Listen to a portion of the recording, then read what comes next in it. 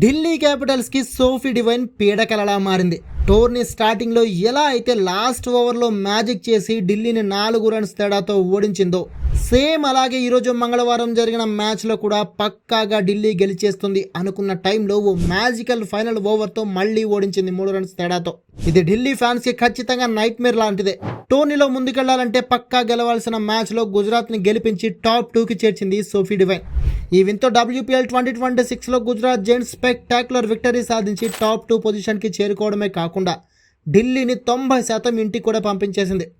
ఎగ్జాక్ట్గా ప్రివ్యూ వీడియోలో ఏదైతే అనాలిసిస్ చెప్పానో ఈ మ్యాచ్ స్టార్టింగ్ నుంచి అలాగే సాగింది. ఈ మ్యాచ్ ఖచ్చితంగా బౌలర్స్ వర్సెస్ బౌలర్స్ మ్యాచ్లా సాగుతుందని చెప్పా. అలాగే రెండు టీమ్స్ బౌలర్లు రెచ్చిపోయి వికెట్లు తీశారు. ఆ బౌలింగ్ని ఎదుర్కొని బ్యాటింగ్తో స్ట్రాంగ్ కౌంటర్ ఇచ్చిన టీం గెలుస్తుందని చెప్పా. అదే జరిగింది. అండ్ గుజరాత్ బౌలర్లను ఎదుర్కోలేక ఢిల్లీ చేతులెత్తేయడంతో ఓడిపోయింది. ఒకవేళ మీరు నా ప్రివ్యూ అనాలిసిస్ చూడాలనుకుంటే ఐ బటన్లో లింక్ ఉంది, చూసేయండి.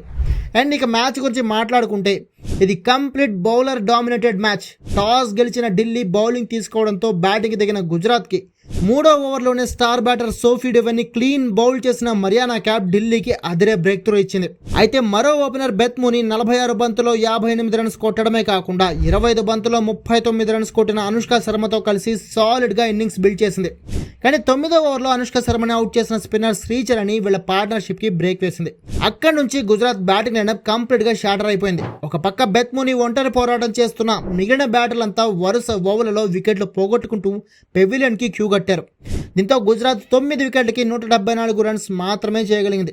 ఢిల్లీ బౌలర్లలో శ్రీచరణి 4 వికెట్లతో అదరగొడితే షనెల్లే హెన్రీ 2 వికెట్లు తీసింది. మరియానా క్యాప్, నందనీ శర్మ, మిన్ను మణి తలా ఓ వికెట్ తీసుకున్నారు.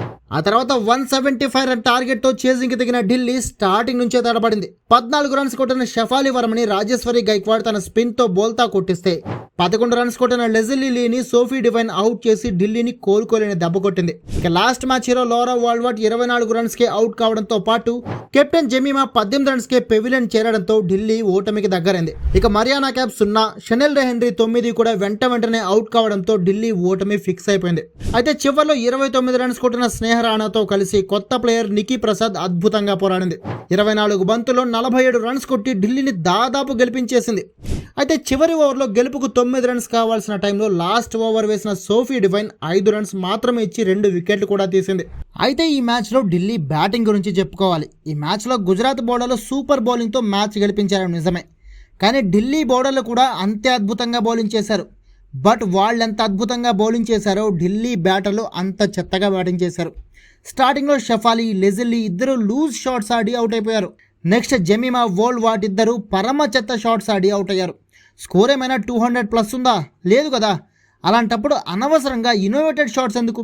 స్వీప్ షాట్ జెమీమా బలమే, కానీ బౌలింగ్ పిచ్పై జాగ్రత్తగా ఆడాల్సింది పోయి సోఫీ లాంటి స్టార్ బౌలర్ బౌలింగ్లో స్వీప్ షాట్ ఆడబోవడం ఎందుకు? ఆ షాట్ మిస్ అయ్యి క్లీన్ బౌల్డ్ అవ్వడం ఎందుకు? నెక్స్ట్ లోరా కూడా అంతే, లేజీ షాట్ ఆడి అవుట్ అయిపోయింది. నా ఒపీనియన్ అడిగితే వీళ్ళిద్దరూ అలా నెగ్లెక్ట్గా అవుట్ కావడం వల్లే ఢిల్లీ ఓడిపోయింది.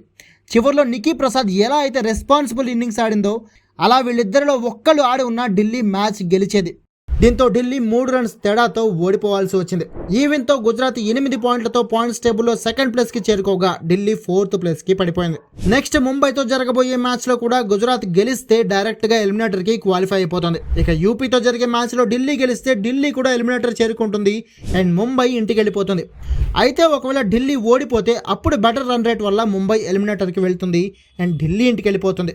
అదే ఒకవేళ గుజరాత్తో మ్యాచ్లో ముంబై గెలిస్తే ముంబై డైరెక్ట్గా ఎలిమినేటర్ చేరుకుంటుంది అండ్ గుజరాత్ ఎలిమినేటర్ చేరడం ఢిల్లీ యూపీ మ్యాచ్ రిజల్ట్ పై ఆధారపడి ఉంటుంది. ఒకవేళ ఢిల్లీ గెలిస్తే ఢిల్లీ క్వాలిఫై అవుతుంది, లేదంటే గుజరాత్ క్వాలిఫై అవుతుంది. మరి చూడాలి ఈ సస్పెన్స్ ఎలా ఎండ్ అవుతుందో.